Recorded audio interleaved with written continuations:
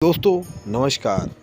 महाभारत के युद्ध में अर्जुन के रथ पर बैठे हनुमान जी कभी कभी खड़े होकर कौरवों की सेना की तरफ घूर कर देखते तो उस समय कौरवों की सेना तूफान की गति से युद्ध भूमि को छोड़कर भाग जाती।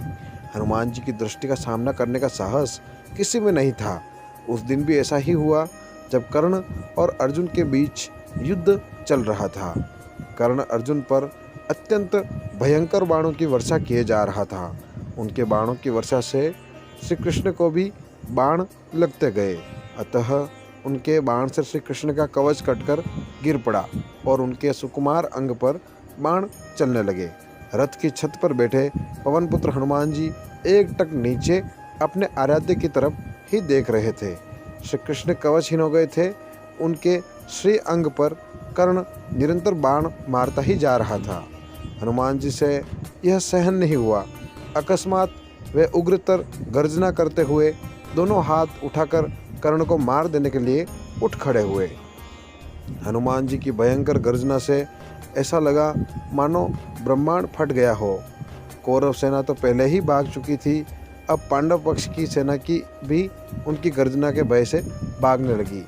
हनुमान जी का क्रोध देखकर कर्ण के हाथ से धनुष छूटकर गिर गया। भगवान श्री कृष्ण ने तत्काल उठकर अपना दक्षिण हस्त उठाया और हनुमान जी को स्पर्श करके सावधान किया। रुको, तुम्हारे क्रोध करने का समय नहीं है।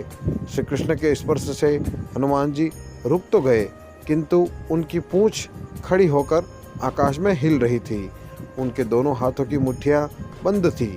वे दांत कटकटा रहे थे और आग्नेय नेत्रों से कर्ण को घूर रहे थे। हनुमान जी का क्रोध देखकर कर्ण और उनके सारथी कांपने लगे। हनुमान जी का क्रोध शांत न होता देखकर श्री कृष्ण ने कड़े स्वर में कहा, हनुमान मेरी ओर देखो। अगर तुम इस प्रकार कर्ण की ओर कुछ क्षण और देखोगे तो कर्ण तुम्हारी दृष्टि से ही मर जाएगा। यह त्रेता युग नहीं है। तुम्हारे पराक्रम को तो दूर, तुम्हारे तेज को भी यहाँ कोई सहन नहीं कर सकता। तुमको मैंने इस युद्ध में शांत रहकर बैठने को कहा है। फिर हनुमान जी ने अपने आराध्य देव की ओर देखा और शांत होकर बैठ गए। तो दोस्तों ये कहानी थी आज की। अगले वीडियो में हम लोग वापस मिलेंगे। तब तक के लिए जय श्री राम।